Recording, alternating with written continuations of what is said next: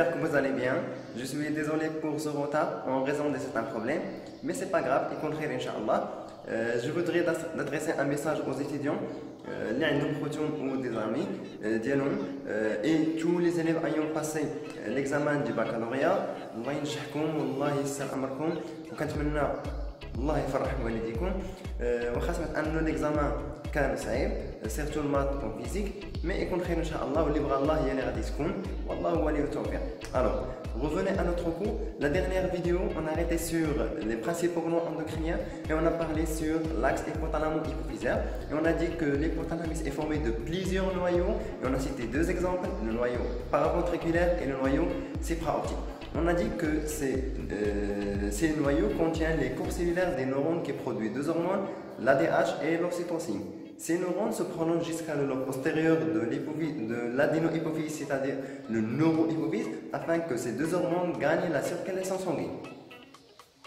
Pour le lobe antérieur de l'hypophyse, c'est-à-dire l'adénohypophyse, on a dit qu'il est formé par des cellules endocrines, donc elles sont regroupées en amas que l'on appelait cordes, et dans chaque corde on trouve 5 types de cellules, les cellules lactotropes, les cellules somatotropes, gonadotropes, thyrotropes et les cellules corticotropes. Donc ces cellules elles sont soit stimulées ou inhibées par des hormones hypothalamiques. Pour les autres glandes endocrines, on trouve les glandes thyroïdiennes,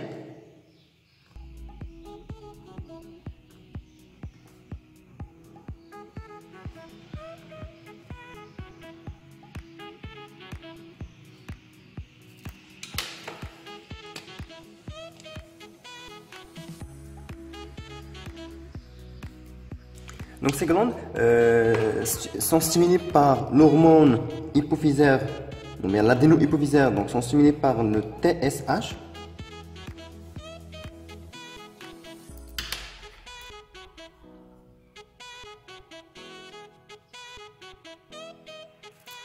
Donc pour sécréter, mais pour libérer deux hormones, le T3 et le T4.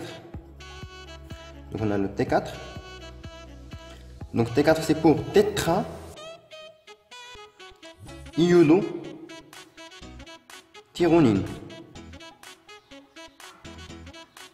On l'appelle aussi la thyroxine. Donc tétraiodothyronine parce qu'il s'agit d'une molécule à 4 atomes d'iode. Ici on trouve 4 atomes d'iode.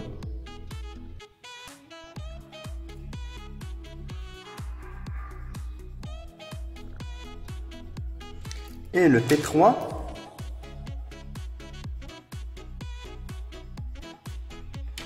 ou bien le triiodothyronine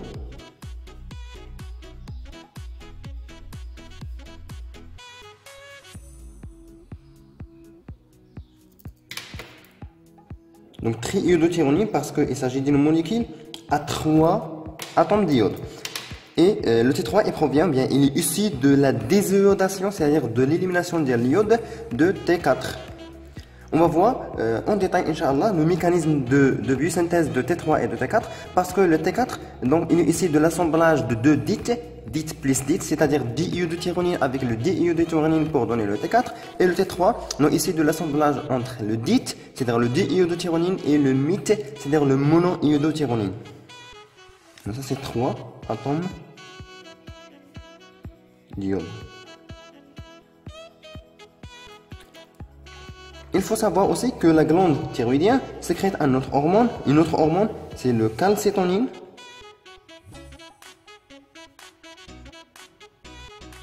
Donc elle intervient dans le métabolisme phosphocalcique.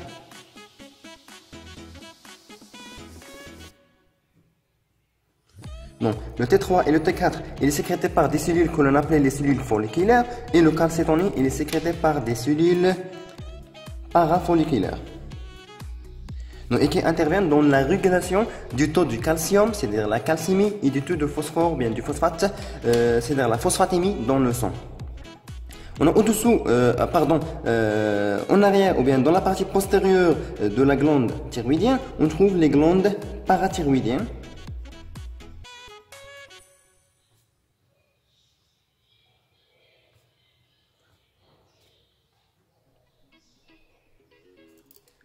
Donc ces glandes sont au nombre de 4, mais leur nombre peut varier jusqu'à 8.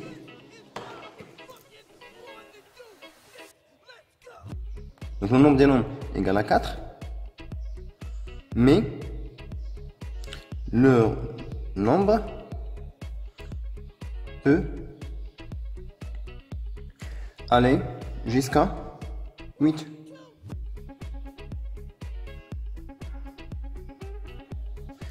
Donc ces glandes parathyroïdiennes jouent un rôle aussi dans la régulation, dans le métabolisme phosphocalcique, c'est-à-dire dans la régulation du taux du calcium et du phosphore dans le sang. Et donc ces glandes sécrètent une hormone, hypercalcémiante, c'est le parathormone.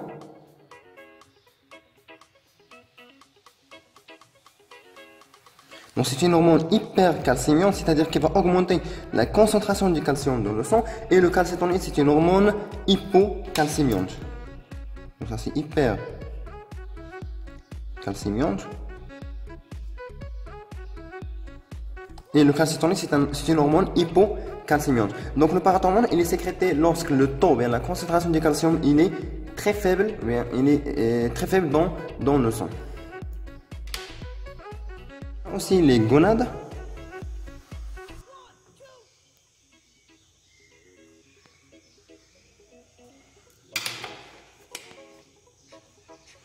On a les gonades mâles.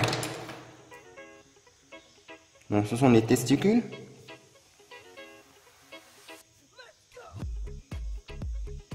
Donc qui sécrètent, mais qui produit le testostérone.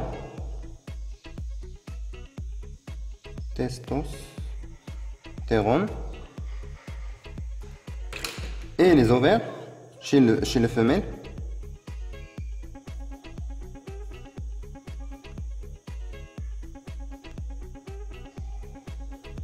Donc il produit le progestérone et l'oestrogène.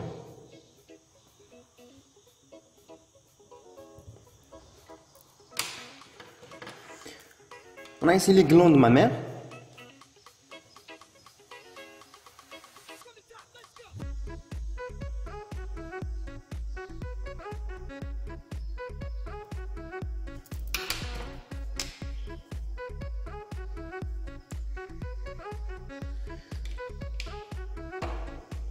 Donc ces glandes mammaires sont stimulées par l'hormone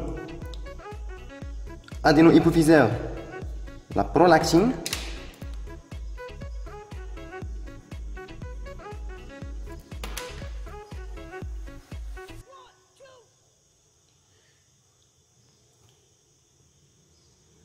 Donc c'est pour la sécrétion